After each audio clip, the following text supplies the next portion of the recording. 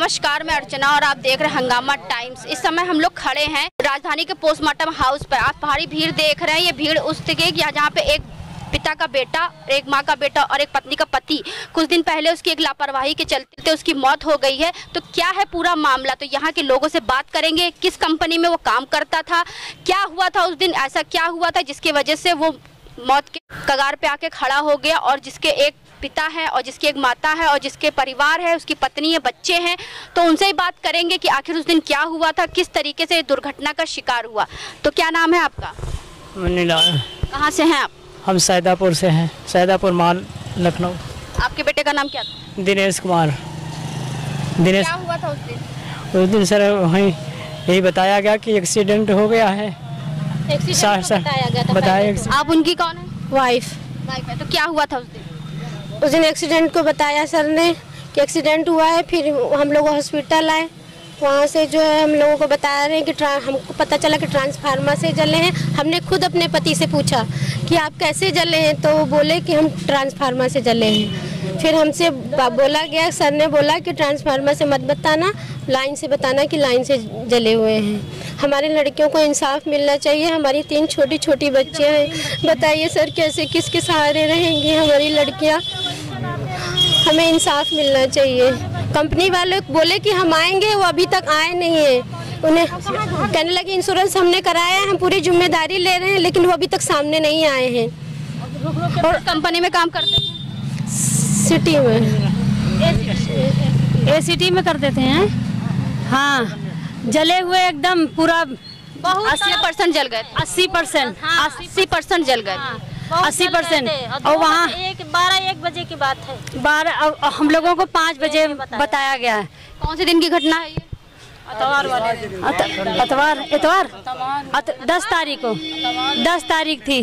10 तारीख को घटना हुई थी। आप लोगों को सूचना कब दी गई? उसे हम लोग को रात वही 5 बजे शाम को। कंपनी के द्वारा मिला था या उनके मित्रों के द्वारा? कंपनी के द्वारा नहीं, मित्रों के द्वारा बताए हैं। मित्र लेकर गए थे, साथी वो लोग लेके गए, उन लोगों ने हम लोग को यानी कि साथियों के द्वारा खबर मिली। तो कुछ उनके साथी हैं जो मौजूद थे, उनसे बात करेंगे आखिर क्या हुआ था, किस कंपनी का मामला है। कंपनी का नाम बताइए सबसे पहले। कंपनी का नाम ACT फाइबर नेट है।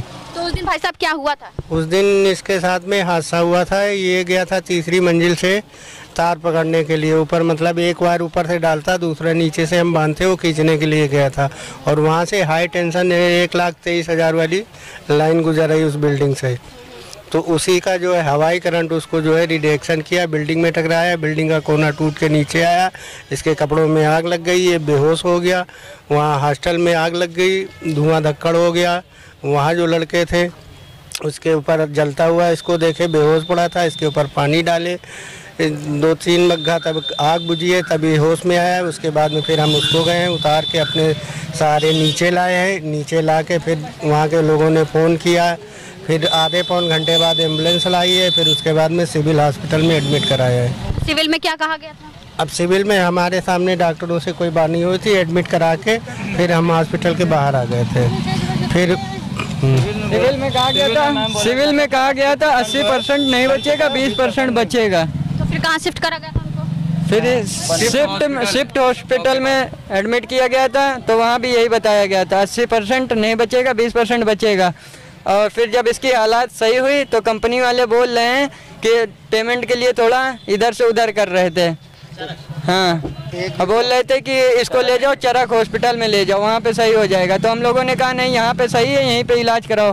तो वो लोग ज़बरदस्ती कर रहे थे घर वालों से, और पेमेंट के लिए कह रहे थे हम इतना पेमेंट नहीं कर पाएंगे। कंपनी के द्वारा कुछ हेल्थ इंश्योरेंस करा गया था? अभी तो हम लोग 2 साल से काम कर रहे हैं, वहाँ से कुछ भी नहीं हो रहा है, कुछ नहीं बना, ना SI कार्ड। ऐसे काम जो जोखिम वाले काम होते हैं, तो आजकल जितनी भी कंपनियां हैं, बाहर की कंपनियां हो चाहे देश की कंपनियां, उनके अंदर एक हेल्थ इंश्योरेंस होता है कि अगर कंपनी के द्वारा अगर आप काम कर रहे हो और काम करते हुए भी आपका जो है कोई दुर्घटना के शिकार होता है, तो उसमें कंपनी आपको एक बीमा देगी। ये कार्ड बना दिया है, बाकी हम लोग कुछ नहीं दिया गया, बाकी कोई हेल्थ इंश्योरेंस ना हम लोग का अभी इंश्योरेंस है कोई, और प्लस ना जो हम लोग का PF कटता है वो भी नहीं। अभी एक पहला महीना हमारे भाई ने छोड़ा था, बोला था कि तुम्हारा PF है, उनका अभी तक PF नहीं हो रहा। 1.5 साल से नौकरी कर रहे हैं मैम, आज लगे मेरा कहा कि PF कट रहा है, और यहाँ तक PF का एक नामो निशान तक नहीं है। और जो मेरे साथ नौकरी कर रहा था उसका PF आज यहाँ से 9,000 रुपये मिल गया है।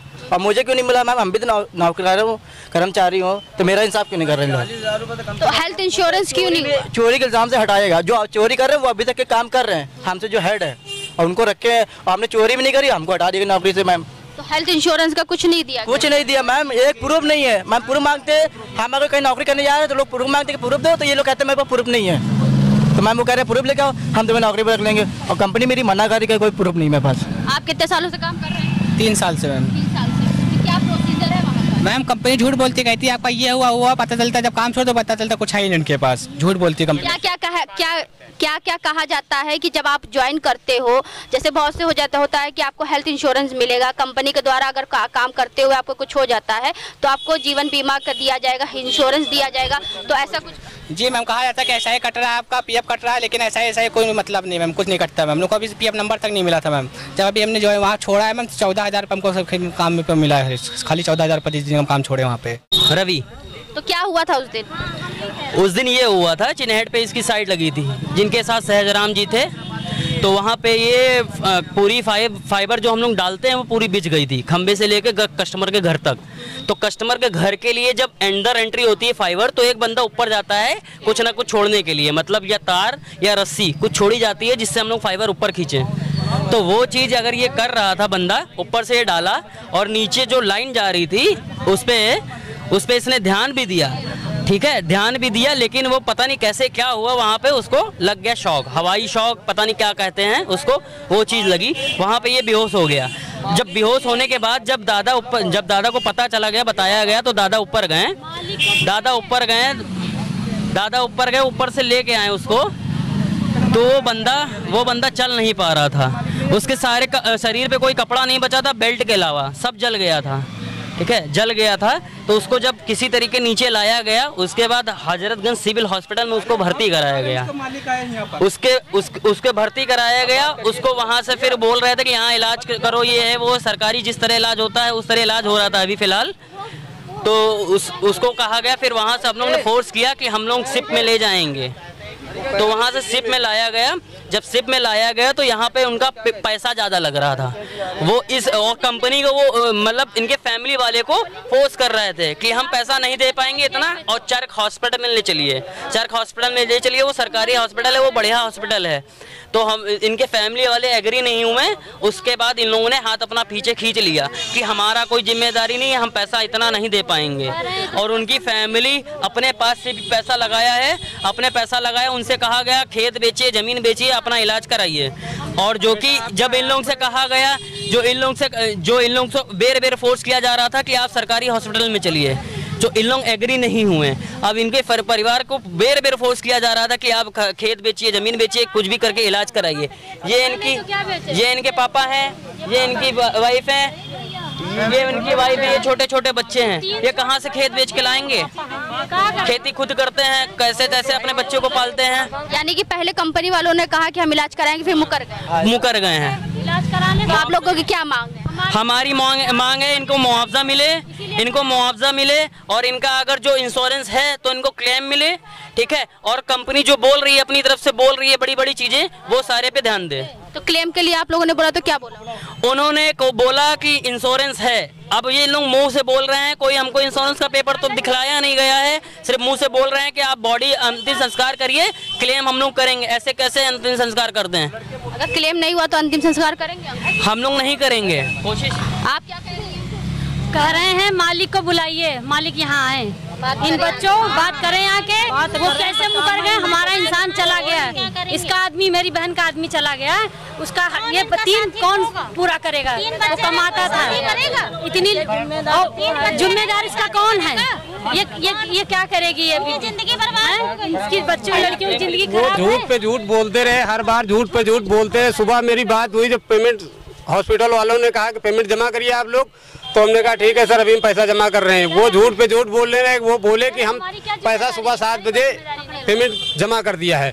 मैं काउंटर पे गया तो उनसे बात किया, मैंने कहा आपका पेमेंट आया? मैम पेमेंट आ गया यहाँ पे कंपनी से? कहा कि हाँ भैया आ गया। मैंने कहा कितने बजे आया? उन्होंने कहा कि मैं 10 बज के कुछ मिनट पे हॉस्पिटल वाले मैडम ने मुझे बताया कि 10 बज के 10 मिनट पे कुछ आया पेमेंट यहाँ पे, और उन्होंने बताया मुझे 7 बजे पेमेंट हो गया था। मुझे हॉस्पिटल वाले कह रहे हैं बराबर पेमेंट जमा करिए, पेमेंट जमा, यानी कंपनी वाले झूठ बोल रहे हैं, आश्वासन ये आश्वासन दे रहे हैं। फोन एक मिनट वो फोन नहीं उठा रहे, फोन उठाए जब मैं उनसे बात कर रहा हूँ कि आप कहाँ पे हैं, आइए यहाँ पर, यहाँ तो कह रहे हैं मैं दिल्ली में हूँ, मुझे आते आते टाइम लग जाएगा, हम इतनी जल्दी नहीं आ सकते हैं, दिल्ली से आने में मुझे टाइम लग जाएगा। मुझे कहा आप कब तक आओगे, दिल्ली से आओगे भाई, मुझे टाइम चाहिए, कब तक आओगे दिल्ली से आप, ये मुझे बता रहे हैं हर बार में, यही मुझे समझा रहे हैं कि दिल्ली में फ़ोन पे मुझे, एक तो फ़ोन नहीं, कल मुझे डायरेक्ट इन्होंने पापा को फ़ोन मना कर दिया कि मेरे पास पैसा नहीं, अपना इंतजाम खुद ही करिए आप। आप कौन है? मेरा छोटा भाई है। वो का नाम क्या है? मेरा नाम नमीद है, तो मेरे में औसत है, ठीक है, ये मैं कुछ नहीं चाहता भैया, क्लेम की बात है, जो क्लेम है जैसे इन लोग का कौन करेगा बताइए। आप कहाँ से आए? हम भी यही निशादगंज से ही हैं, यहीं जहाँ ये लोग रहते हैं वहीं से ही हैं। तो जब कंपनियों में लोग काम करते हैं तो जैसे बहुत से लोग हेल्थ इंश्योरेंस भी देते हैं, तो ऐसे कुछ कार्रवाई यहाँ से कंपनी के द्वारा नहीं करी गई थी? कंपनी के द्वारा कुछ नहीं हुआ है मैम, कुछ नहीं किया गया है, कुछ नहीं। जब सब कुछ कंपनी द्वारा हुआ था कि भैया चलिए ठीक है आप सिर्फ में एडमिट करेंगे, सारा खर्चा कंपनी उठाएगी। 3 दिन हुआ है, उसके बाद कंपनी फ़ोन कर रहे हैं, स्विच ऑफ जा रहा है, कुछ भी कर रहे हैं, मतलब जिसको भी कॉल कर रहे हैं वो यही कह रहे हैं भैया आप जो भी, ये इनके फादर हैं, इनसे बात हुई है, इनसे बात हुई है, इनसे बात है, सबसे तीनों से बात हुई है, जो भी वहाँ के अब्दुल जो भी हैं वहाँ के जो भी हैं, ठीक है, वो लोग कह रहे हैं भैया आप जो करिए आप अपनी मर्जी से करिए, पैसा हम नहीं लगा पाए, पैसा बहुत लग रहा है। पहले उन्होंने कहा कि जो है ठीक है हम करा देंगे सब कुछ, जितना भी खर्चा आएगा सारा खर्चा हम हैंडल कर लेंगे। जिस तरीके बता रहे रविवार को हुआ है दुर्घटना, तो रविवार से आज रविवार हो गया, 8 दिन हो गए आपका, तो 8 दिन में कितनी लापरवाही कंपनी द्वारा? बहुत ही मैम ज़्यादा हुई, क्योंकि पैसे रुक के दे रहे, हॉस्पिटल वाले कह रहे हैं। दिन सिविल में रखा गया था? सिविल में कितने दिन रखा? सिविल में उसी दिन रखा, उसी दिन रात को ही तुरंत निकाल लिया गया था। फिर कहाँ थे? वहीं शिफ्ट में, हॉस्पिटल जूनियर शिफ्ट। 7 दिन वही थे। हाँ, पूरी कंपनी जिम्मेदारी उठा रही थी, बट 1-2 दिन किया, उसके बाद खत्म भैया पूरा। किया, दूसरे दिन हमारा मरीज सीरियस था, हमने बोला सर से कि हम नहीं ले जाएंगे, हमारा मरीज सीरियस है, तब भी बोले कि चलो हॉस्पिटल में आप ले चलो, कंपनी खर्चा देगी और हम लोग नहीं इतना दे पाएंगे, 10 लाख रुपया भरना पड़ेगा, हम नहीं दे पाएंगे। हमने कहा ठीक है सर हम ले चलेंगे, लेकिन पहले हमारे मरीज को आराम तो मिले, थोड़ा सा राहत मिल जाए, हम ले चलेंगे। लेकिन उसके बाद इन लोगों ने फ़ोन बंद कर दिया, ना बात करी, ना पैसा दिया, कोई बात नहीं करी। कंपनी के नाम, मालिक का नाम? अब्दुल नाम थे, पूरा नाम हमें नहीं पता। अब्दुल वारिस और विनोद निर्मल, ये मेन ओनर हैं डेलीविटीज़ के, और सुपरवाइजर निहाल खान हैं, और को सुपरवाइजर जैसे उनकी न रहते हैं तो उनकी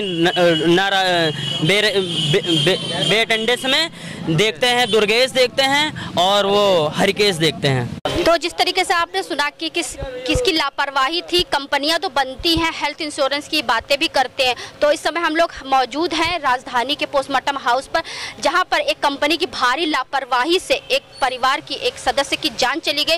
तो एक परिवार का एक सदस्य जाता है तो उस परिवार का सब कुछ चला जाता है, लेकिन देश की हालत ये है कि अगर एक मरता है तो एक मरता है, उसके कोई फर्क नहीं पड़ता। तो आखिर कब तक ऐसी लापरवाहियों का शिकार होती रहेगी आम जनता? आखिर लापरवाही होती है तो क्यों नहीं सख्त से सख्त नियम उठाए जाते, कानून क्यों नहीं बनाए जाते? अगर सब चीज़ों की लेकर के नियम कानून बनाए गए तो उसको फॉलो क्यों नहीं किया जाता? तो ऐसे बने रहिएगा हंगामा टाइम न्यूज़ चैनल के साथ में, देखते रहिए। हंगामा टाइम्स की एक मुहिम है, घंटी बजाओ, यानी कि समस्या हो तो घंटी बजाओ। तो समस्या बहुत सी होती है, हम आपको दिखाते भी हैं और समस्या का समाधान भी होता है। तो इसी के साथ मैं अर्चना आपसे जानना चाहूँगी। धन्यवाद।